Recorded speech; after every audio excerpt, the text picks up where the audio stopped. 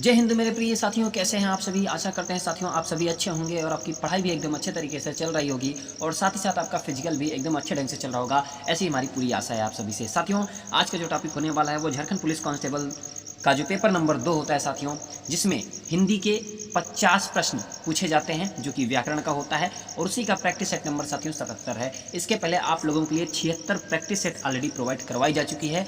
तो जो साथी अभी तक प्रैक्टिस से लगातार नहीं जुड़े हैं वो जाके वीडियो देख सकते हैं और अपनी लेवल का अंदाज़ा भी लगा सकते हैं कि उनकी तैयारी अभी तक कितनी हो पाई है। तो चलिए वीडियो को स्टार्ट करते हैं साथियों। मोहिनी तेज दौड़ती है, इस वाक्य में तेज क्या है?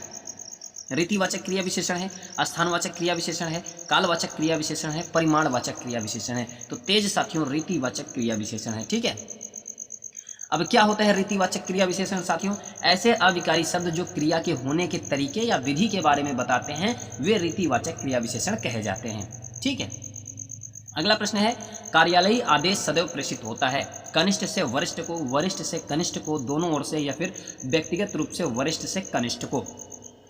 तो साथियों आपका जो सही जवाब होगा वह है वरिष्ठ से कनिष्ठ को प्रेषित होता है।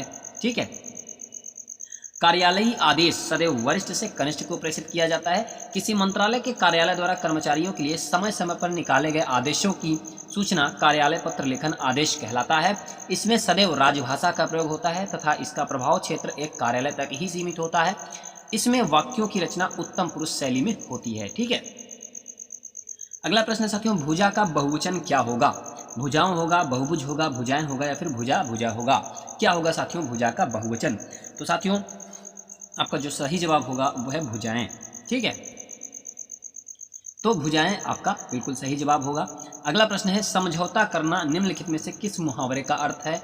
खाई पाटना, मुंह की खाना, कान भरना, बात करना।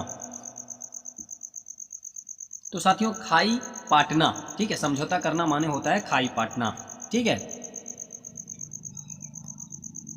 समझौता करना वाक्य के लिए उचित मुहावरा है खाई पाटना। जैसे रमेश व महेश में दुश्मनी थी लेकिन कल दोनों में समझौता कर लिया, कल दोनों ने समझौता कर लिया अर्थात आपस की खाई पाट दिया। तो ये था वाक्य प्रयोग। अगला प्रश्न साथियों घोड़ों का घर कितनी दूर, इस लोकोक्ति का सही अर्थ है? जो इच्छा करता है वही प्राप्त करता है। तेजी से काम करने से वह जल्दी नहीं निपटता है। स्वभाव से चंचल व्यक्ति सफलता प्राप्त करता है। कर्मठ व्यक्ति के लिए सफलता सरल होती है। तो घोड़ों का घर कितनी दूर, इस लोकोक्ति का क्या अर्थ होगा? तो साथियों कर्मठ व्यक्ति के लिए सफलता सरल होती है।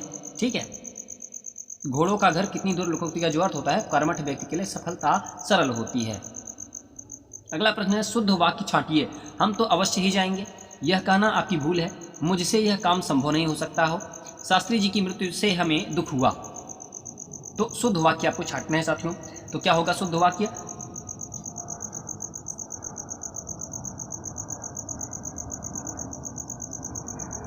शास्त्री जी की मृत्यु से हमें दुख हुआ, यह जो है आपका शुद्ध वाक्य होगा। ठीक है, हम तो अवश्य ही जाएंगे, इसका जो शुद्ध वाक्य होगा हम अवश्य जाएंगे। क्या होगा? हम अवश्य जाएंगे होगा। यह कहना काफ़ी भूल है, यह कहना नहीं, ऐसा कहना काफ़ी भूल है, तो ये होगा साथियों। ठीक है, अब भूल में बड़ी की मात्रा होगा, ये शुद्ध हो जाएगा।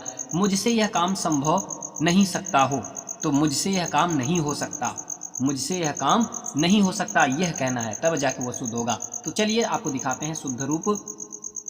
तो हम अवश्य जाएंगे, ऐसा कहना काफ़ी भूल है, मुझसे यह काम नहीं हो सकता, ये शुद्ध रूप है। ठीक है, अगला प्रश्न है निम्नलिखित प्रश्न में 4 विकल्पों में से उस विकल्प का चयन करें जो दिए गए वाक्य के लिए पक्ष के भेद का सबसे अच्छा विकल्प है। अब रोहन ने पढ़ाई जोरों से शुरू की है। तो पूर्णता द्योतक है, आरंभ द्योतक है, सातत्य बोधक है, या फिर प्रगति बोधक है। तो अब रोहन ने पढ़ाई जोरों से शुरू की है, इसमें वाक्य के लिए पक्ष के भेद का सबसे अच्छा विकल्प कौन सा है वो आपको बताना है। तो साथियों आरंभ द्योतक है। अब रोहन ने पढ़ाई जोरों से शुरू की है, तो अभी आरंभ द्योतक है। ठीक है, तो देखिए थोड़ा सा आप लोग परिभाषा के माध्यम से समझिए। दिए गए वाक्य अब रोहन ने पढ़ाई जोरों से शुरू की है में वाक्य का आरंभ द्योतक पक्ष है। आरंभ द्योतक पक्ष में वर्तमान में कार्य के प्रारंभ होने की सूचना का बोध होता है, जैसे गाड़ी जाने वाली है। ठीक है, तो जहाँ पे वर्तमान में कार्य के प्रारंभ होने की सूचना का बोध हो वहाँ पे आरंभ द्योतक होता है। दीपक समाचार देख रहा है, इस किस प्रकार का वाक्य है? संकेतार्थ, निश्चयार्थ, विध्यर्थ, संदेहार्थ। दीपक समाचार देख रहा है, तो साथियों इसमें जो वाक्य होगा वो निश्चयार्थ होगा, ठीक है, क्योंकि दीपक समाचार देख रहा है। निश्चयार्थ वृत्ति क्या होता है? क्रिया के जिस रूप से किसी कार्य की निश्चितता का बोध हो उसे निश्चयार्थ वृत्ति कहते हैं। जैसे दीपक समाचार देख रहा है, रामू ने खाना खा लिया है, ठीक है। अगला प्रश्न है, निम्न में से कौन सा उच्छ्वास का संधि विच्छेद होगा? उतधन छवास, उच्च धन श्वास, उच्च धनवास, उतधन श्वास। तो उच्छ्वास का संधि विच्छेद, तो साथियों आपका जो सही जवाब होगा वह उतधन श्वास। और साथियों इसमें कौन सी संधि है? इसमें जो संधि है वो व्यंजन संधि होगी। व्यंजन संधि का एक रूल है साथियों, कौन सा रूल है कि यदि त के बाद श आए, त के बाद अगर श आए तो क्या हो जाता है? त जो है वो च में कन्वर्ट हो जाता है और श जो होता है वो छ में कन्वर्ट हो जाता है।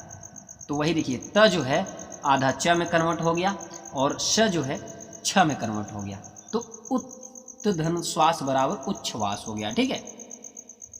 ये आप यहाँ पे डिटेल देख सकते हैं।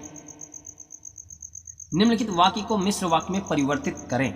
जिसका मुझे भय था वही हुआ। दिए हुए वाक्य में परिवर्तन संभव नहीं है। जो मुझे हुआ है वह भय है, वही हुआ जिसका मुझे भय लगा हुआ था, वही हुआ जिसका मुझे भय था। तो मिश्र वाक्य में परिवर्तित करना है तो दिए हुए वाक्य में परिवर्तन संभव नहीं है साथियों, ठीक है। अगला प्रश्न है, निम्नलिखित प्रश्न में 4 विकल्पों में से उस विकल्प का चयन करें जो सही वाक्य भेद का विकल्प हो। यह वही बच्चा है जिसे कल बैल ने सींग मारा था। तो इसमें मिश्र वाक्य होगा, सरल वाक्य होगा, निषेध वाक्य होगा या फिर संयुक्त वाक्य होगा। तो कैसा वाक्य होगा साथियों? तो यहाँ पे मिश्र वाक्य होगा, ठीक है। यह वही बच्चा है जिसे कल बैल ने सींग मारा। जिसे शब्द से मिश्र वाक्य का बोध हो रहा है, ठीक है। देखिए आपको दिखाते हैं। उपयुक्त वाक्य मिश्र वाक्य उदाहरण, मिश्र वाक्य जिन वाक्यों में एक प्रधान उपवाक्य तथा एक से अधिक आश्रित उपवाक्य हों उन्हें मिश्र वाक्य कहते हैं। ये आपस में संयोजक अव्ययों की, जो, क्योंकि, जिसे, उसे, जिधर, उधर, यद्यपि, अगर आदि के माध्यम से जुड़े रहते हैं, ठीक है। सामान्यतः कर्ता, क्रिया आदि के सार्थक शब्द समूह को क्या कहते हैं? शब्द कहते हैं, वाक्य कहते हैं, पद कहते हैं या फिर शब्दों का समुच्चय कहते हैं। तो साथियों उसे हम वाक्य कहते हैं। सामान्यतः कर्ता, क्रिया आदि के सार्थक शब्द समूह को वाक्य कहते हैं, ठीक है। और रचना के आधार पर वाक्य के 3 भेद होते हैं। एक सरल वाक्य होता है, संयुक्त वाक्य होता है और एक मिश्र वाक्य होता है। अगला प्रश्न है साथियों, समास योजना की दृष्टि से इनमें से एक अशुद्ध युग्म है, उसे आपको बताना है। सत्सई द्विगु समास है, तुलसीकृत तत्पुरुष समास है, मंदोदरी बहुब्रीहि समास है या फिर मरणासन अव्ययी भाव समास है। तो कौन सा समास है साथियों? अशुद्ध युग्म को पहचानना है। साथियों मरणासन में अव्ययी भाव समास है, यह जो है आपका अशुद्ध युग्म है, ठीक है। अब साथियों आपके दिमाग में आ रहा होगा कि मरणासन में कौन सा समास होगा? तो साथियों मरणासन में तत्पुरुष समास होगा, ठीक है। तो सत्सई द्विगु समास है। जब पहला पद क्या हो? संख्यावाची हो, तो वहां पे द्विगु समास होता है। तुलसीकृत में तत्पुरुष समास है, मंदोदरी में बहुब्रीहि समास है, ठीक है। सत्सई द्विगु समास, तुलसीकृत तत्पुरुष, मंदोदरी में बहुब्रीहि समास है। मरणासन्न में तत्पुरुष समास है। जिस समास के दोनों पदों के बीच कारक चिन्ह लुप्त हो जाता है उसे तत्पुरुष समास कहते हैं, ठीक है। धनुर्बाण में किस तरह का समास है? तत्पुरुष है, बहुब्रीहि है, कर्मधारय है या फिर द्वंद्व समास है? तो किस तरह का समास है धनुर्बाण में? तो साथियों इसमें द्वंद्व समास है, द्वंद्व समास, ठीक है। जिसके दोनों पद प्रधान हो उन्हें ही हम द्वंद्व समास कहते हैं, ठीक है।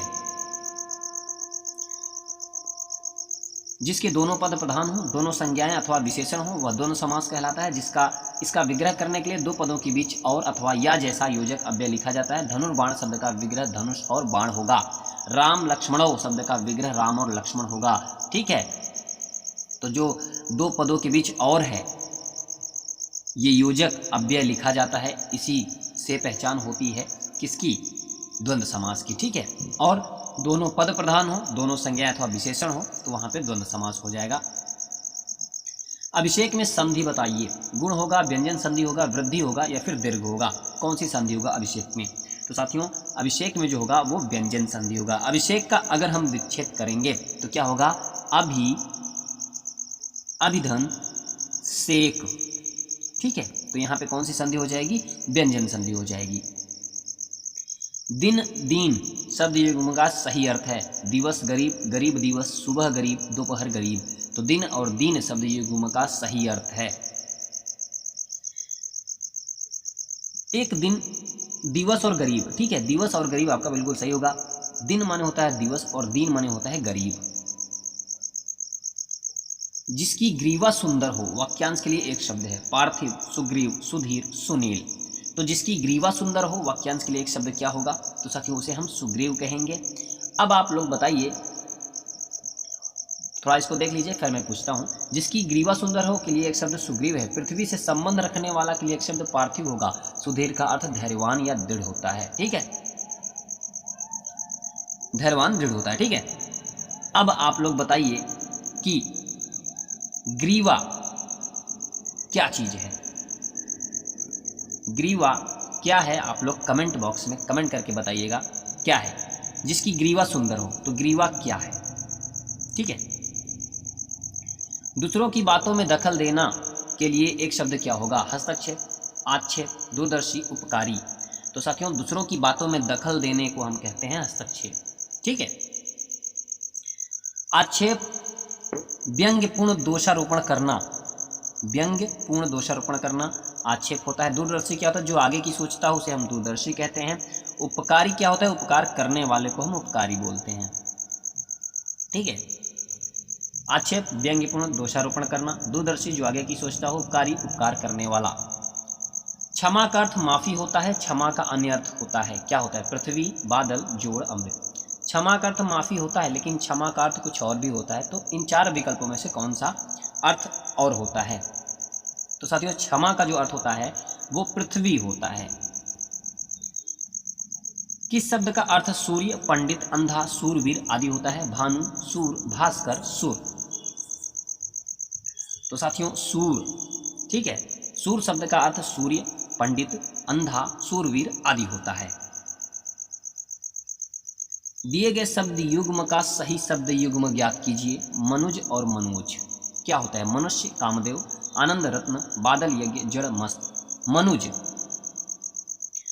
तो साथियों मनुज का जो अर्थ होता है वो मनुष्य होता है और मनोज का कामदेव, ठीक है। तो पहला ऑप्शन आपका बिल्कुल सही होगा।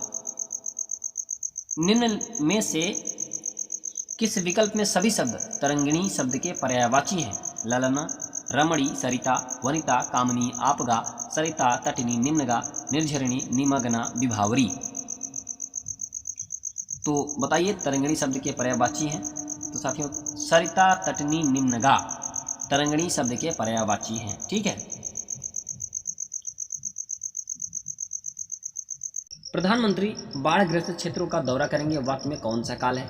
सामान्य भविष्यकाल, संभाव्य भविष्यकाल, सामान्य भूतकाल, सामान्य वर्तमान काल। तो कौन सा काल होगा साथियों? सामान्य भविष्यकाल होगा, ठीक है। करेंगे, दौरा करेंगे, प्रधानमंत्री बाढ़ग्रस्त क्षेत्रों का दौरा करेंगे, तो भविष्य की बात हो रही है, तो यहाँ पे सामान्य भविष्यकाल हो जाएगा, ठीक है। अर्थ की दृष्टि से कौन सा शब्द अज से संबंध नहीं है? दशरथ के पिता का नाम, बकरा, कमल, ब्रह्मा। तो कौन सा शब्द अज से संबंध नहीं है? साथियों कमल जो है वो अज से संबंध नहीं है। बाकी अज के तीन अर्थ, दशरथ के पिता का नाम, बकरा भी होता है और ब्रह्मा और शिव भी होता है। कमल अज का अर्थ नहीं होता है साथियों, ठीक है।